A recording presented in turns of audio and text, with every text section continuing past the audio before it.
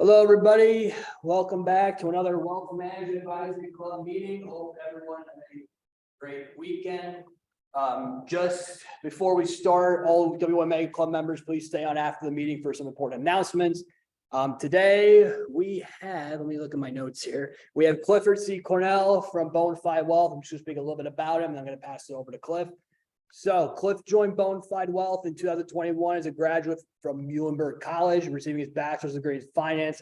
When he is not supporting the firm's growth, Cliff is studying to obtain his certified financial planner CFP designation. Cliff worked previously as a fund accountant for a Pennsylvania-based real estate investment firm before ultimately deciding to make the move back to Long Island and pursue his passion for personal finance. Outside the office, Cliff can be found water skiing, golfing, as well as hanging out with his three younger brothers, Carson and Clint. Fun fact, he works with CFP Board Ambassador Douglas A. Boneparth, CFP MBA. And with that, I'm going to pass off to Cliff. Guys, remember, please put your cameras on if possible. Ask a lot of questions. This makes it as engaging as possible. And with that, Cliff, I will pass it off to you. Awesome. Thank you, Jack. Guys, thank you so much for having me. It's a pleasure to speak with you guys. I do have a little PowerPoint that we can share if we'd like. But other than that, I'd like this to more so be less of a speech and more of a conversation. I'd love to answer any questions that you have. I'll give you a quick background on myself, who I am and how I got here. But I would for sure, I'd love to hear questions from you guys, because not so long ago, I was kind of in your guys' shoes. I was in college getting ready, wasn't really sure exactly where I was going to land in the so-called real world. But, without further ado, I will, give you a little background on myself. So I'm 23. I graduated from Muhlenberg College December 2020. I finished up a semester early. I was offered a job as a fund accountant in Pennsylvania at DLP Real Estate Capital. I very quickly realized that that's not exactly what I wanted to do, and definitely not what I had a passion for. So,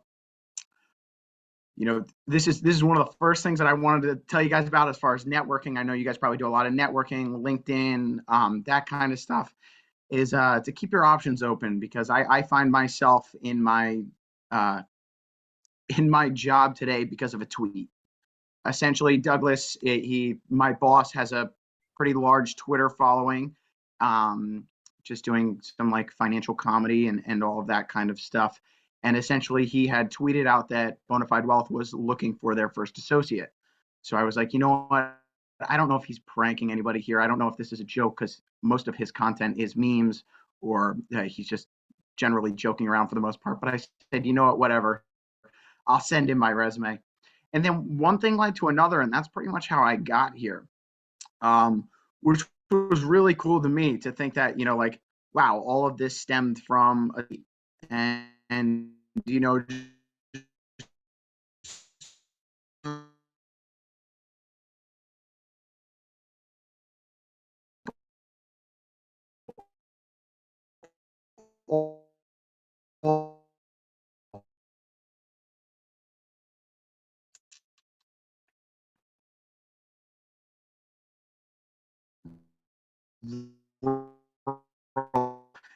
I knew LinkedIn, things like that. Hey, I'd like to, I'd like to, no worries. You good? Awesome. LinkedIn is a more professional environment. But yes, so that's a little bit of me. I always knew that I wanted to work in wealth management, finance. I had a path once, and I really wanted to help other people achieve their goals, because I think that there's, even when you do work with people in finance, there's a decent amount of people that don't understand personal finances, whether it's as simple as budgeting or, regularly saving and investing, things like that, that I really thought that I could make a difference and, help a lot of younger people who, may have different views than their parents. We see that a lot in our day-to-day is people that are like, I don't necessarily agree with my parents. I don't want to use their financial advisor. I want somebody that's younger, that understands where I am and why I am here, certain things like that. So that's kind of my background on why I wanted to end up in financial planning. I ended up with essentially like my dream job, which I know that's not a lot of people's. It's hard to do that sometimes. But like I said, I started elsewhere, worked as a fund accountant for about 5 months. And then, one thing led to another with Douglas and Bone Fide Wealth. And here I am today. So I'll give you guys a little intro as to how the firm works. Is there anybody here that, even remotely interested in wealth management, financial planning? Yeah, Mitchell there for sure. Awesome. Yeah, I am. And what year are you? I'm a sophomore. Sophomore? That's awesome. That's great that you have that direction already at such a, you're early in your college career. I hadn't really had that figured out until I was a junior. I got my first wealth management internship during the school year, and worked with one of the alumni of Muhlenberg College, which was a great experience, totally different than what I do now, just from a demographics perspective, and pretty much everything is it's much different. It was wealth management for sure, but there's so many different facets and different client bases that you end up working with, where it can really change the entire, atmosphere. Jack, if you want to put up the PowerPoint, you that would be great. I can run you guys through that, and then I'd love to hear from you guys, and I'll run you guys through. Yeah, it's just a super quick PowerPoint. I wanted to have something to present to you guys, but like I said, I'd love for this to be more conversation based, rather than me just giving a speech the whole time. Awesome. So as Jack, mentioned in the introduction, I work at Bone Fide Wealth. We're a fee-only RIA. If you are interested in working in financial planning or wealth management, wealth advice, wealth advisor, start looking into the RIA space because it's one of the fastest growing spaces in finance. Gone are the days of commissions. We work fee-based only, and essentially people work with us in one of two ways, either financial planning, wealth management, or they choose to do both, which kind of integrates everything and makes it really nice for the client. But on both of those ends, we're charging a fee. So for financial planning, if you want a full deliverable financial plan, we're going to charge anywhere in the range of $2,000 to $10,000. 2,000 would be like your baseline, 10,000 would be more so you're an executive at the company with, incentive stock options, RSUs, and, you're heavily equity compensated. The wealth management front of everything would be your simple, we're doing IRAs, we're doing a risk adjusted portfolio, and that would be 1%. So we would do 1% of assets under management. One thing that I think is really cool that, Douglas has implemented at the firm is that at $500,000 in assets with the firm, financial planning is completely free each year, so you wouldn't pay an additional fee. To me, that's cool because Douglas is really putting an emphasis on the financial plans over getting money in the door, and it's an incentive to consistently do financial planning year over year, because that's one thing that's always changing is our scenario. And we work with a lot of younger people, so you can see that, you can see them go down the line of, they were saving for a home 2 years ago, they've purchased a home. Now they want to have a kid or they have a kid. So it's constantly changing as you grow with the client and the client grows with you. It's very cool process to see. And it's a much different take than some wealth management firms have, because some of them are more so concerned with how much can we get in the door under management and how fast can we do that? Whereas Douglas has a much different approach to that, where he wants to build as many financial plans and set as many people up for their future success, rather than trying to just get assets in the door. A lot of our clients range from 23 to 40, so that's not far off from where you guys are. I assume you guys are between 18 and 22 years old.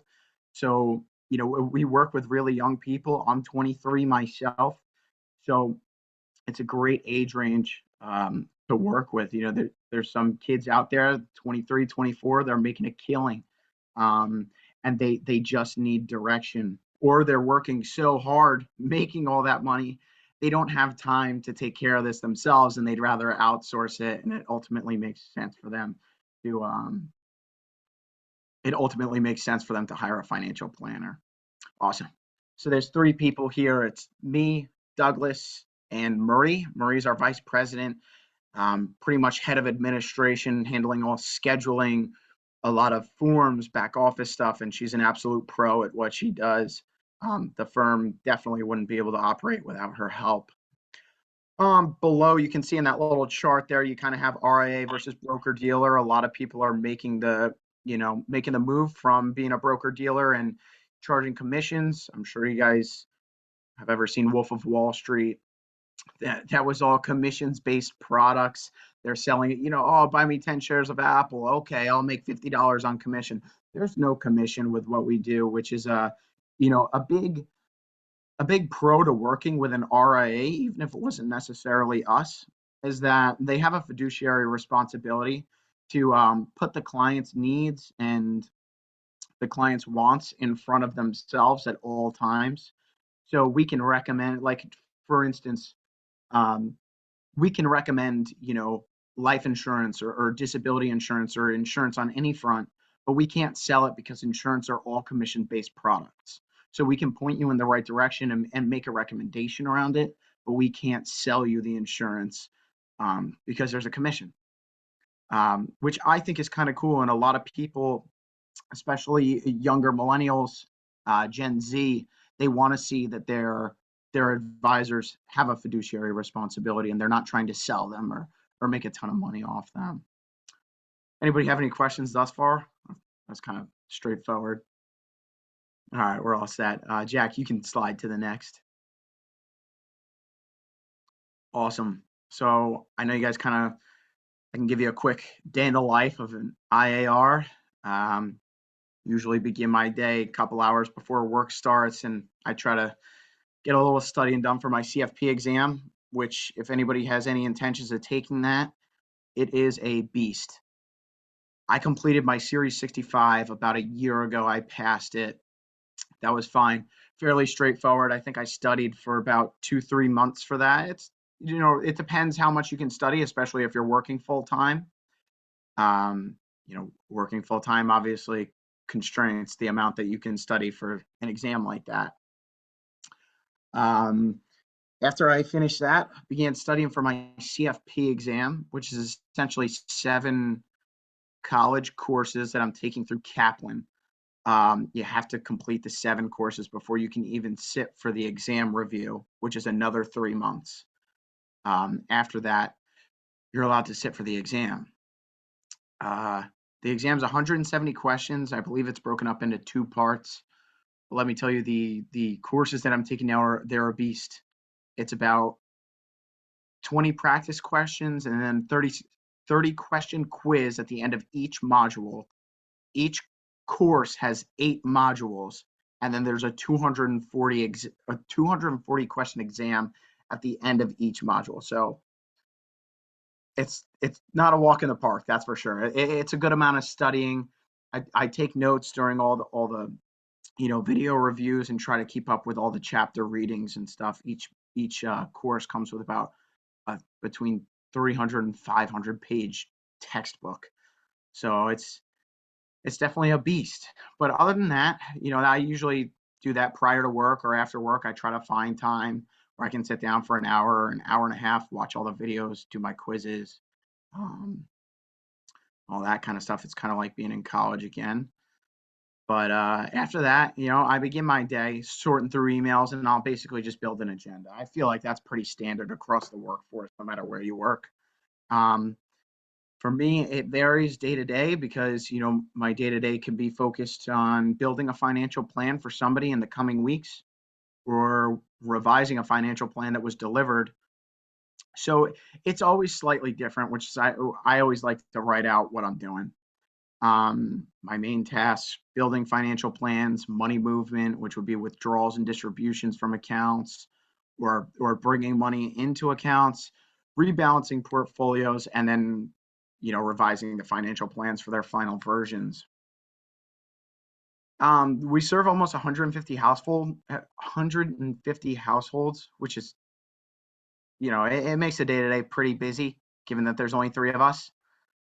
We meet with all of our financial planning clients on a quarterly basis, which is, to me, really important because it shows that, we're not just delivering a plan, charging them a fee, and then, saying, good luck figuring it out. I think it's really important that we, 3 months pass, we check in with them and we see, like, hey, have you implemented this? Have you reached out to an estate planning attorney?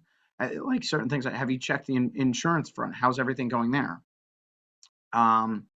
Which is important to me, and it shows the clients that we care and that we're meeting them on a consistent basis, making sure that we're implementing any of the recommendations throughout the financial plans.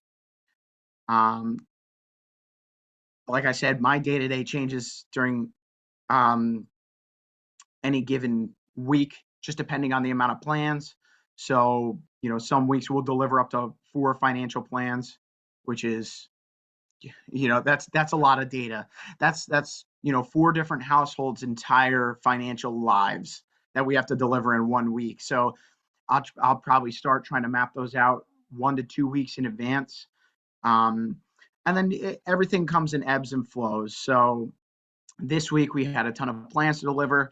Next week we're lighter on plans, so I'll be able to focus on the revisions, any action items stemming from those, reaching out to clients and seeing if they need a hand with any immediate action items and that kind of stuff. Lighter planning weeks give me time to focus on the money movement front, catch up with Douglas, see if there's anything outstanding that I need to be aware of, anything urgent. But I kind of appreciate that it comes in ebbs and flows because, it gives you time during the, downtime or weeks that we don't have as many financial plans. It gives you a little time to reconcile exactly what went on, because when you're delivering that many plans, it can make for a jumbled up week. And yeah, that's kind of a day in the life there, guys. Jack, you can go ahead and roll to the next. I think we have someone in the chat, I think, asked a question. I don't know, Mitchell, if you can. Oh, I'm so sorry. Mitchell, I don't know if you can look in the chat right now because I cannot do it while I'm sharing screen. Oh, no, somebody was signing off. Oh, okay. All right. Class. My bad. All right. Next slide then. Yeah, this is the last and final slide here, guys. I just want to kind of to give you a quick rundown of essentially what we do with our financial plans, because that's kind of an obscure term. It's not really well defined. Essentially, we build an entire deliverable. A lot of people think that it's just going to be a meeting where we chat, and it's not. The financial plan that we build is a full deliverable document, starting with cash flow and cash reserve. We essentially want to see if people are living within their base salaries, whether they're saving money, is money being directed towards their 401k, how much are we spending on housing, so rent or mortgage, are we living above our means? Do we need to reassess anything as far as, is our mortgage payment over 50% of our net income? And then from this conversation stems the question, have we earned the right to invest, right? Because essentially we need to make sure that we have a solid cash reserve, or a lot of people refer to it as an emergency fund, prior to investing and putting risk on our assets.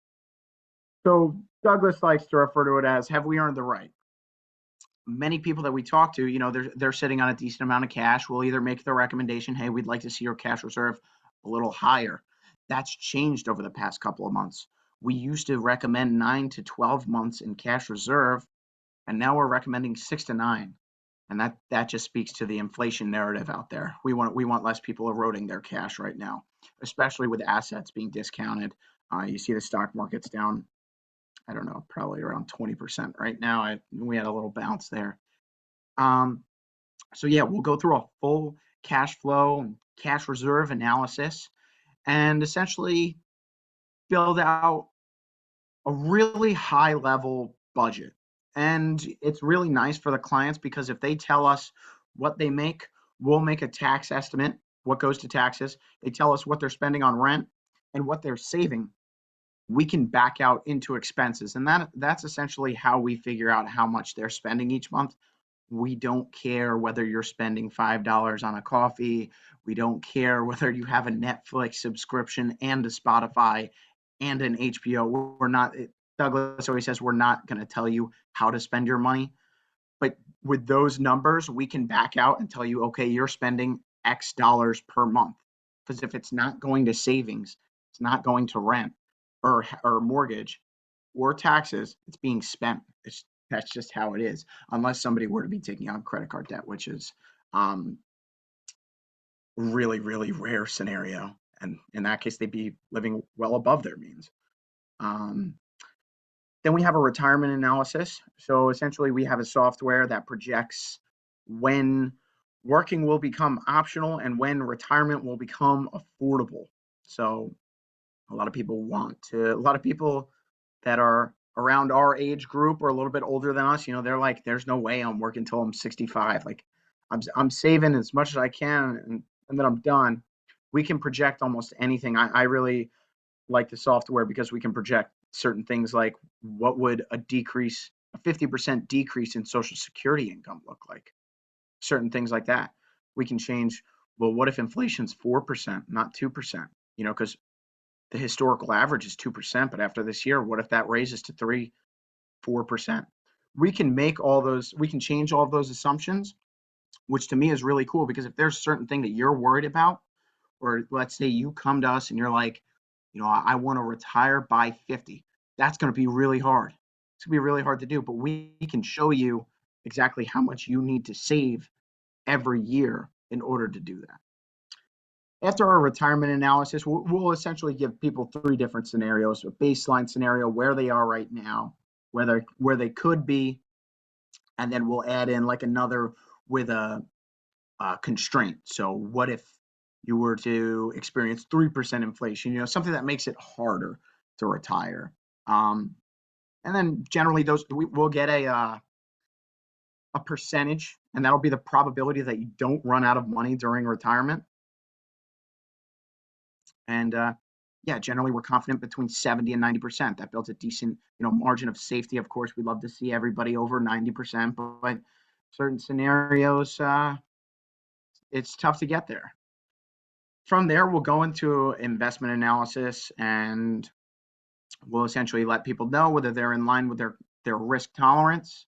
And, are they using the most efficient investment products, whether that be, a robo-advisor such as Betterment or Wealthfront? Are we risk-adjusted investors? Are we beta portfolio investors investing in the market? Or are we picking stocks? Where do we want to be, and what kind of risk tolerance do we have to, pick individual stocks? A lot of times it's not worth the risk, especially within retirement accounts. Is everybody here familiar with like an IRA or a Roth IRA? Yeah. So we can only get $6,000 into that account every single year. So if we're trading around in that account, putting serious risk on that money, we may not be able to, and we blow up the account, we can't get another $6,000. It's not like a brokerage account where we can go deposit more money and, we can have a little risk and play around in a portfolio. So the general belief of the firm is that we can't really beat the market. And most people that come to us agree with that because they don't even have time to be trading around and picking stocks here and there and, anything like that. So we essentially just let people know whether they're in line with their risk tolerance. We can build them risk-adjusted portfolios, usually 80-20s, 80% stocks, 20% bonds, which works out really well because a lot of the clients, they're within their 401ks, they have a target date fund. Maybe that's missing a little bit of exposure to international equity. We can build them a portfolio accordingly, which makes it a little more tailored to the individual that we're working with. Then we have taxes. Are we investing in the most tax efficient manner? Are we taking advantage of Roth conversions? Are we maxing out our 401k before we're putting money in a brokerage, getting that tax break? Certain things like that. Protection planning. Are we properly insured? Is life insurance, a current need right now?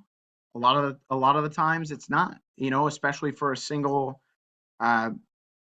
client that's single, they don't have nearly the insurable liability as somebody else that is married with a kid, and then we work our way down to estate planning. Do we have the proper documents in place if something were to go awry or something were to go wrong? Can somebody make a financial and legal decision if you are incapable of doing so? And that's essentially what we deliver to the clients is, It usually works out to between a 5 and 8 page summary to them, and it gives them a whole overview of their entire financial life. Um, I think most clients really enjoy it, and I think that a lot of them don't realize what they're about to, receive. I think a lot of them go in with an open mind, and they don't really know get when it's actually delivered. And I think they're surprised in a great way. My favorite part of the job is, at the end of the financial plan, we ask them, is this worth it? A lot of them sigh in relief and they're like, yes, this was awesome. I have all these accounts everywhere and you guys consolidated everything into one deliverable. And now I have such a better overview of everything. And that makes it worth it at the end of the day, seeing somebody so happy that they kind of have some consolidation in their life and they have more organization. But that's pretty much all I have as far as a presentation for you guys. And I feel like I've been rambling on, so I'm more than happy to take any questions that anybody has. If anybody has any experience in financial planning or has done an internship, I'd love to hear your guys' experience. I know I can learn from you, that's for sure. Yeah, feel free, you guys, jump in. I'll get the ball. Yeah, I have a question. So you were saying how Bone Fide Wealth not only has 3 employees for them right now. Are you thinking of expanding it all, or is 3 like a good number? Like, are you looking to maybe take an intern or just another associate to help you out with the workload? Or Yeah, eventually it will get to that point. Douglas and I have been in talks, and just given that I've been hired in, the last 15 months, probably not yet. It's a little premature to onboard anybody at this time. But given the workload continually increases, which we hope it does, that would essentially be inevitable that we would have to hire. When I can't really give a timeline. Douglas may be better at giving a timeline, but it could for sure happen. yeah, I had another question too. Yeah, for sure. Sorry. No,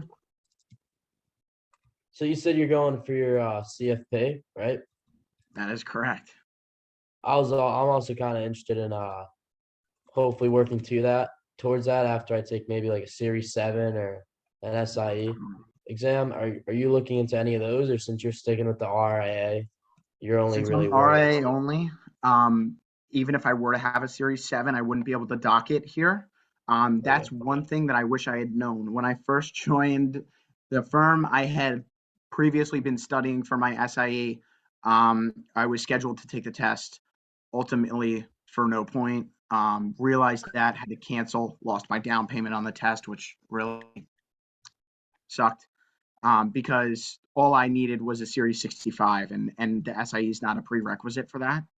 A lot of firms, wealth management, financial planning firms, are RIAs. So if you do plan to go the RIA track, just be aware of that you can't even dock your licenses, your 7 or a 66 at those firms.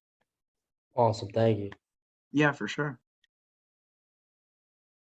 I was actually going to ask similar question to what Mitchell had. Because we've had some people that come on here that have talked about the CFP exam, the CFA exam. Is it more important for people that are going into the wealth management field to get their CFA licensure, or get the CFP licensure, or even in fact even potentially get both? Awesome. That's a great question. I don't have as much experience with the CFA because we work on more of the personal, individualized side of finance rather than the institutional. The CFA is more institutional, and I believe it may be a more in-depth exam than the CFP, but I think ultimately the line of work that you go into, whether it be, financial planning, wealth management, you're definitely going to lean towards the CFP. If you go to the institutional side of things, if you were to be at a hedge fund, private equity, the CFA may make more sense. And that's not to say that there's CFAs that aren't finance or wealth advisors, financial planners, but they would be more so on the side of portfolio management and that kind of stuff, rather than, what we're doing here is more so building deliverables and helping people achieve the end goal of retirement. Does that make sense? Yeah, it totally makes sense. Awesome. Yeah, guys, other than that, if anybody has any other questions or if you guys have any experience yourself, I'm more than happy to chat with anything. I'm fairly well versed in. I don't know if you guys talk stocks, crypto, anything that interests you. I'm more than happy to, take a stab at. But other than that, that's about it. I hope that you guys learned something from it. I would actually comment on that. How do you feel with like, should crypto be a part of like your wealth management? Like, is that gonna be like a huge part of the wealth management field? Because I know like crypto, like I've been hearing for the past couple of days that like Bitcoin's been going back up, and I think the past couple of months been going down because of some things been going on. But like, is crypto gonna be like gonna be here to stay, or do you feel like it's gonna be, just like a passe, like, oh, one and done? Yeah, that's a great question. Unfortunately, we can't advise or solicit the sale or purchase of any digital assets because we don't have a Bitcoin ETF. Bitcoin ETF fixes that. Um, I do personally believe, regardless of an investment, I think that digital assets or at least blockchain are here to stay. I think that the use cases for blockchain have barely been implemented in the real world, and I think that there's a lot of different ways that they can be. I saw a good chart the other day just explaining like the people that need blockchain are currently using it, the people that don't aren't, because the people who don't need it, they're only gaining such a tiny bit from it. But once they begin to use it, I believe it will be integrated eventually, in our day to day. And I think that, a lot of jobs could could potentially be at risk, not in the next 10, 20 years. I'm talking next 30, 40, 50 years. A lot of jobs could potentially be obsolete due to the blockchain. And that's just a personal opinion. Thank you. Any Yeah, definitely. members have any questions? Don't be afraid to put it in the chat, guys. It doesn't, you don't have to put your mic on. So I assume that I don't know if this is like a dumb question, but so obviously you're working with stocks, ETFs, and everything like that. Are you allowed to have investments of your own, even if you're advising other people to invest in certain things? Are you allowed to invest on your own as well? Or does that have to be disclosed with people or Disclose. Yeah, it has to be disclosed. okay. Yeah. And is that like, is there any difference between disclosing or not really? Like it's not really gonna affect anything, correct? No, it's not necessarily going to affect anything that I do personally. I mean, I'll tell you guys, I drink the Kool-Aid. I'm pretty much a risk adjusted investor myself, so it's nothing crazy. But I do have to disclose, and I believe Marie takes care of all that. I have to provide statements and Yeah. everything, at the end of each month, that kind of stuff. Yeah, that's more so on the regulation side, but you can still invest as an advisor. Yes. Awesome. Thank you. That makes sense. Yeah, for sure. Anybody else have any other questions for Clifford? Anybody?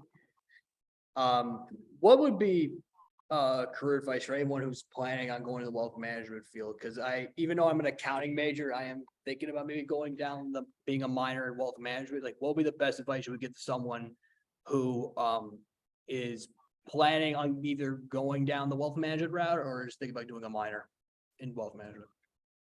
Awesome. Yeah, I would say try to familiarize yourself with the industry and where it's going. Do a little research on RIAs because I think that that's going to be a massive part of the future.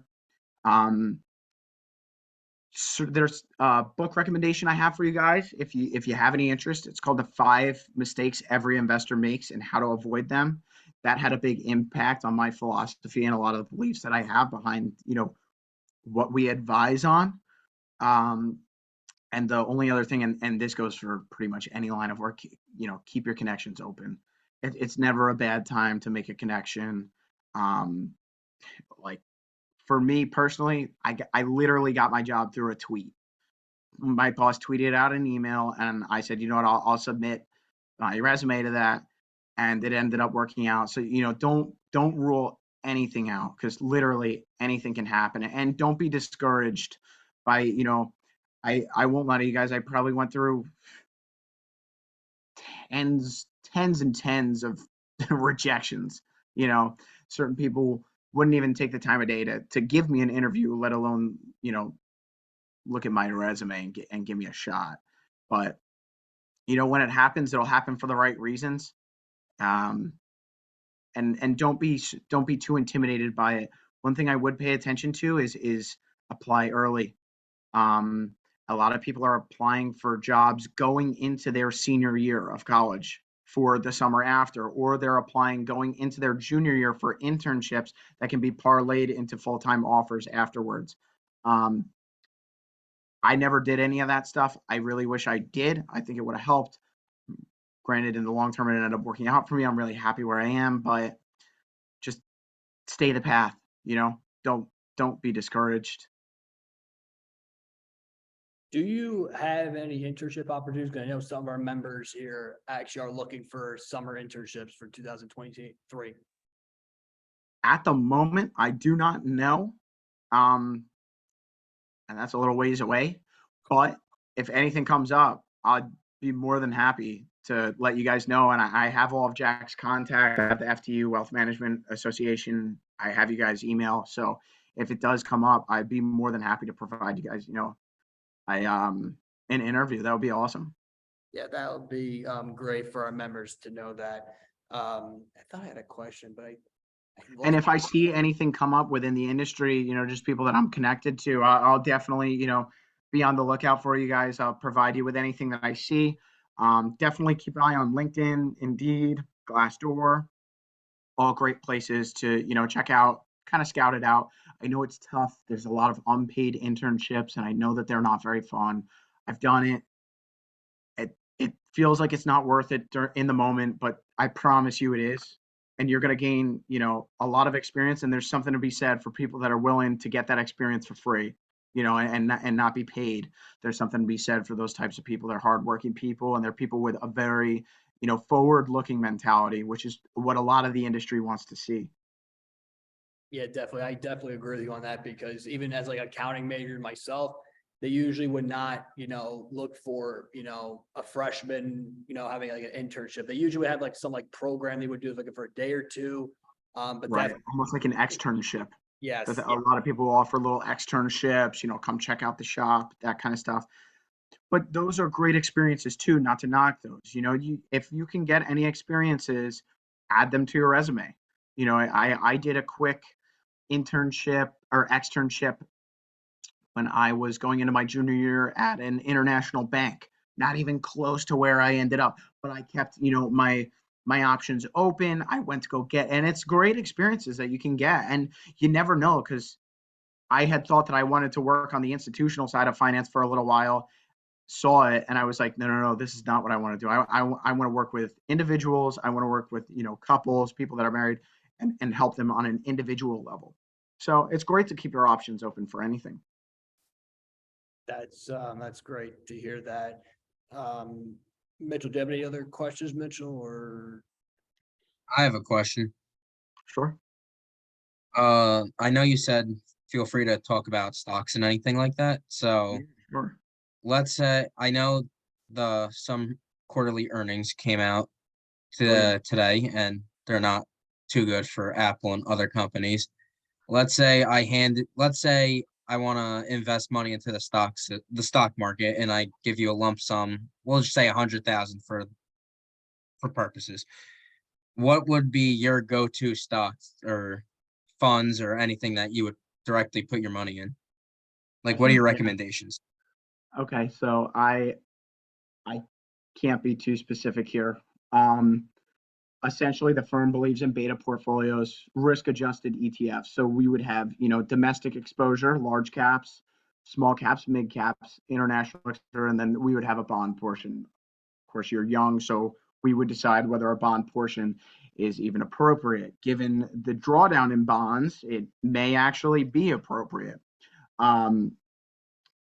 One of the things that we implement in a lot of people's plans, and this is more of a psychological take on the market, is a dollar cost averaging strategy. So if you were to come and say, and this is all, relative to the individual. Obviously, not every single person's the same, but I'll just give you one example of somebody comes to us and they say, we have $100,000 and we're ready to invest it. We would say, all right, well, if you haven't been investing already, it's kind of hard to tell what your risk tolerance is going to be. So maybe we put your money in and then stocks slide 10% and you puke and you want to take your money out. So, you're sitting at a, decent sized loss there on $100,000 as a lump sum. So a lot of times psychologically, it makes sense to slowly put money in. That's been working pretty well for anybody that started over the last couple of months because you're consistently buying the dip. It keeps going lower. You didn't get in all at once, but you're consistently buying cheaper and cheaper assets. And from a psychological standpoint, that's one of the things that's great to implement. But as far as individual ETFs and stocks, I can't make any recommendations or say anything along those lines here, guys. I apologize for that. We totally understand that. I believe I remember because we had somebody that came in. I think we had we do something here at FD. We have markets update every Tuesday, and we have this guy that comes in. I think his name is John Bush. He asked us a question. It was kind of funny, but it was the amount of money you need to retire is I think Mitchell, I think you were there for that. I think it was $1.25 million to retire 65 years old. And how would you is that enough money? $1.25 million. Is that enough money to retire at 65 years old, in your opinion? And if so, how would you get to that point? Yeah, so you can essentially get to that point by consistent investing, savings, and doing the fundamentals of financial planning. So what I will say, you said it was 1.25 million by 65 to retire. That's what I'll I tell you.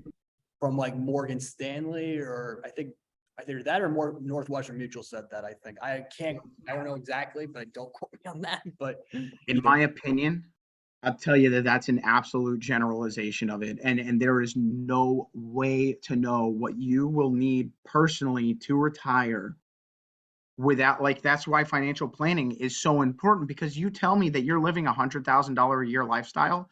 Let's say, you have a partner, you have 2 kids. Think about the cost of higher education alone if you wanted to put those kids through college, and you're telling me that you're going to retire on 1.25 million. I would tell you, well, we're going to have to adjust your lifestyle to maybe $40,000 a year. And you're going to say, whoa, that's a big hit. What are you? I'm going to be eating ramen. And that's why financial planning is so important, because we can gauge whether or not, X amount of dollars is going to be enough to retire on, and whether you're on track to reach that goal. So I'd say that that's an overgeneralization. 1.25 million at 65. It really comes down to what your lifestyle expense is, how inflation is over the next couple of years, what you're doing to save and reach that goal. Because if you tell me, well, I want to live $100,000 lifestyle, I can tell you, okay, you need to save X amount of dollars every single year up until you're 65, and then you're all good. So it really depends. But 1.25 million, I think it's too much of a generalization to, have a stance on it. yeah, it's always good to hear that. Bonefide's in Pennsylvania, right? Is that what you said? Bone Fide Wealth is based out of New York City. New York City. But Yeah. you said you were from PA?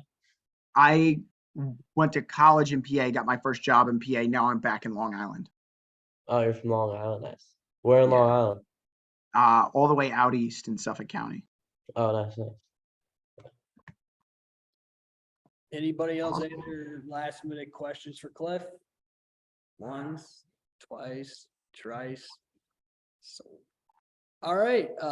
If no one has any other questions, thank you, Clifford, so much for coming to speak to us today. I highly suggest all of you guys connect with them on LinkedIn. As I always say with every speaker we have coming this semester, please connect with them on LinkedIn, network with them.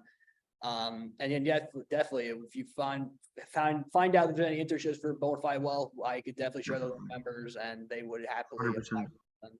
So I'm on LinkedIn, I'm on Twitter, guys. Feel free to, that's where the connections are made, so make sure that you guys are, following along on all that stuff, not just myself, but anybody else. If you have any role models or people you look up to in the industry that you're